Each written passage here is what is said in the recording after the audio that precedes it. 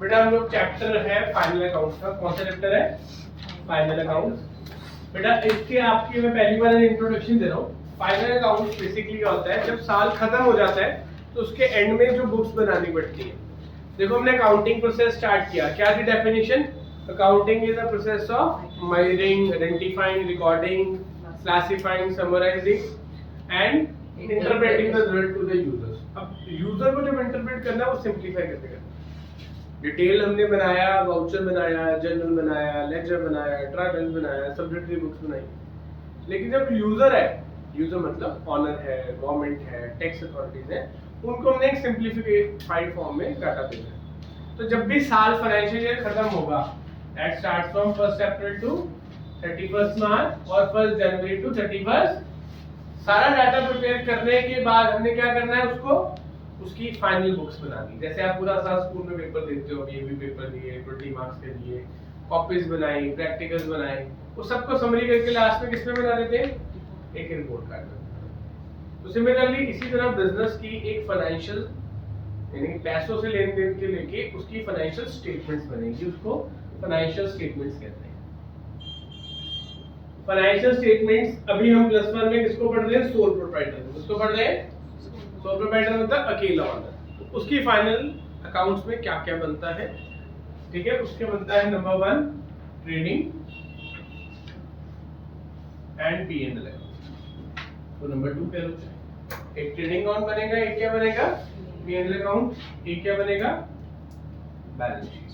अगर कोई बंदा मैन्युफैक्चरिंग बिजनेस करता है तो मैन्युफैक्चरिंग अकाउंट बनेगा। एक दो क्वेश्चंस मैं करवा दूंगा अपनी तरफ से, एक्स्ट्रा है नहीं आपके सिलेबस में, कि अगर कोई फैक्ट्री वाला बंदा है तो उसको मैन्युफैक्चरिंग अकाउंट में raw material, work in progress, closing stock कैसे करना है, उसके एक क्वेश्चन भी करेंगे आज इसका, ठीक है?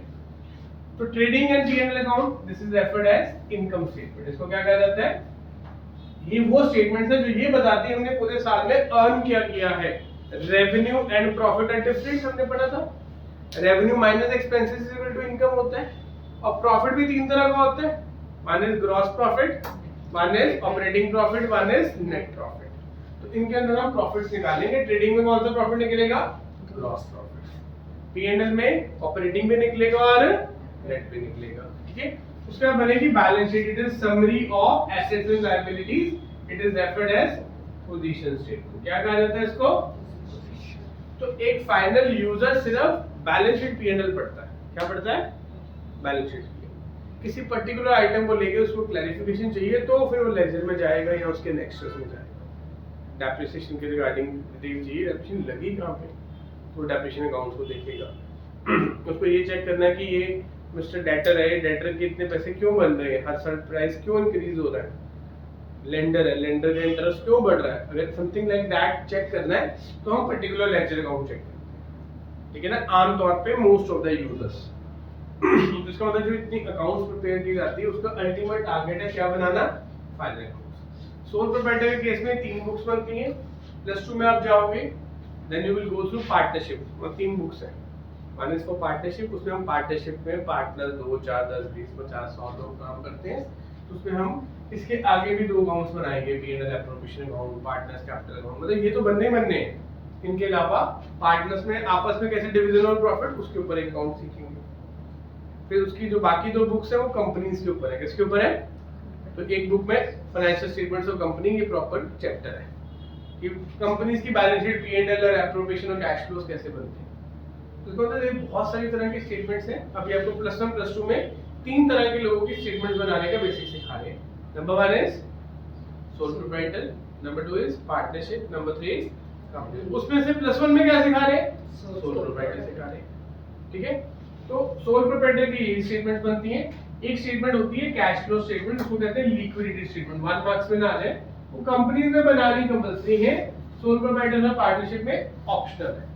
यानी कि हम ये भी हिसाब रखें जैसे कैश बुक कि कितने पैसे आ रहे हैं, कितने पैसे जा रहे हैं। जो जा रहे हैं वो कहाँ जा रहे हैं, जो आ रहे हैं वो कहाँ से आ रहे हैं, बिजनेस के ऑपरेशन से आ रहे हैं कि अदर देन दैट आ रहे हैं। ये +2 में एक चैप्टर है 8 से 10 मार्क्स का, अभी नहीं, ठीक है? तो अभी हमने सिर्फ ये 2 चीजों को पढ़ना है। One is trading and P&L account, दूसरा है बैलेंस शीट। अब मैं आपको एक समराइज फॉर्मेट समझाता हूँ ट्रेडिंग एंड P&L का पहले आज। तो उसका एक ट्रेडिंग का क्वेश्चन करते हैं और एक P&L का क्वेश्चन करते हैं। समराइज फॉर्मेट का मतलब जर्नल हेड्स कौन कौन से आते हैं, इसमें डेट का कॉलम नहीं बनना, क्योंकि ये कब बनता है, अकाउंट कब प्रिपेयर हो रहा है, at the end of the year. हम इसके ऊपर लिखेंगे trading and profit and loss account as on 31st March loss of year, ठीक है, डेबिट क्रेडिट, ठीक है बेटा। अब आपने क्या करना है, नोटबुक का लेफ्ट पेज लेना है, उस पे पूरा ये अकाउंट बनाना है, उसमें से 1/3 पोर्शन बाय रफ आइडिया आपने इसके लिए छोड़ देना है, और ये वाला जो 1/3 वाला पोर्शन होगा इसको कहा जाएगा ट्रेडिंग। कौन सा अकाउंट कहा जाएगा, अभी मैं आपको ये क्वेश्चन बनाऊंगा, मैं अलग अलग बनवाऊंगा आपको, बट जब हमारा प्रॉपर क्वेश्चन 6 मार्क्स वाला आएगा तो this is the only chapter जिसमें 100% गारंटी है apart from depreciation for your second term कि आपको प्रैक्टिकल आएगा ही आएगा 6 मार्क्स का, और इसमें चॉइस भी आएगी। ये बहुत इंपॉर्टेंट चैप्टर है कि 2 क्वेश्चन आएंगे, आपको उसमें से कोई एक करना है। डिफिकल्टी लेवल बहुत है उसमें। डिफिकल्टी क्यों, क्योंकि उसमें डीप नॉलेज पूरी है, तो that's why I have started this chapter so early. बाकी जगह नवंबर दिसंबर में शुरू होगा, कि आप लोगों को मैं 50-70% अभी करवाऊंगा, 2-3 महीने प्रैक्टिस होती रहेगी। एक जनरल सेइंग है यार, बैलेंस शीट नहीं मैच होती।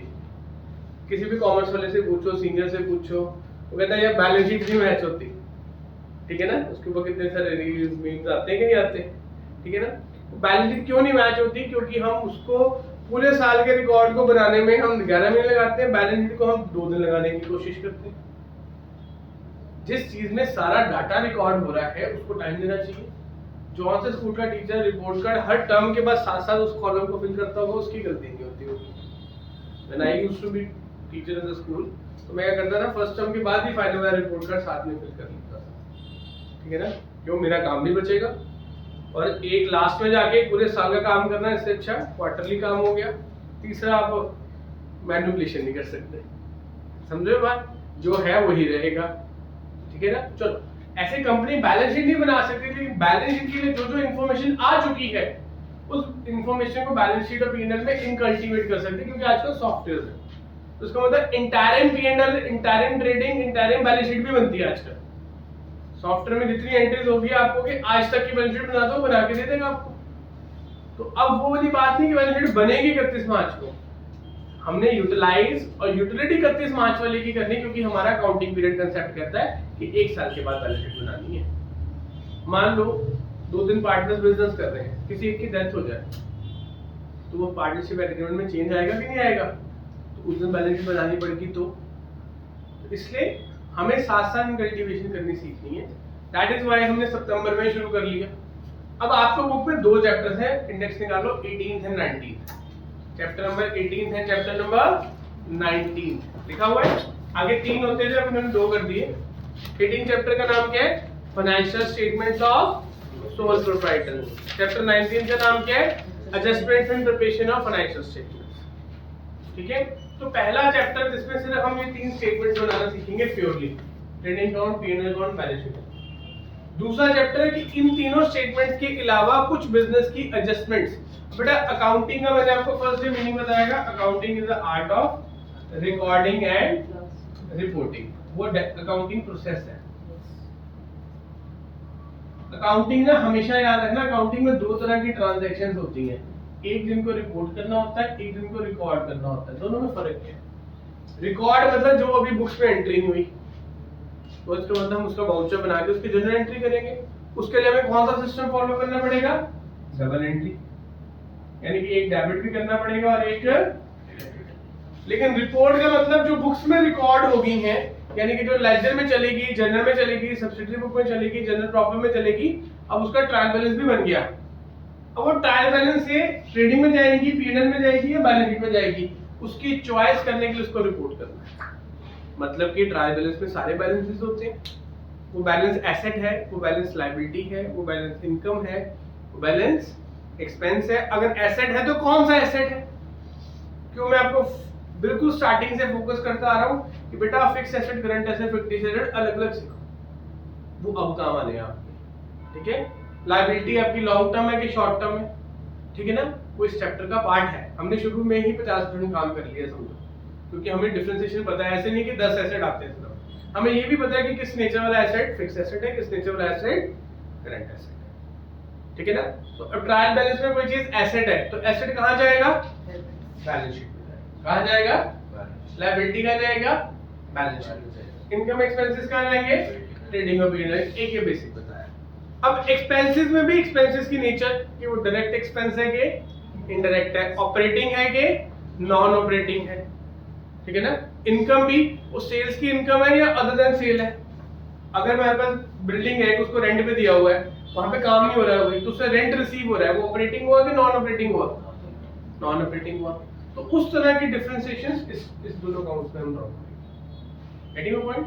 तो पहले मेजर क्लासिफिकेशन 4 हेड्स, वही वाले 5 heads, modern classification, asset, liabilities, income, expense और कैपिटल, इन 5 चीजों में जोड़ना। अच्छा, कैपिटल भी क्या होती है, लायबिलिटी होती है, इंटरनल लायबिलिटी है, और बाकी सब क्या है, एक्सटर्नल लायबिलिटी। ये बना है बैलेंस शीट का फॉर्मेट, ठीक है।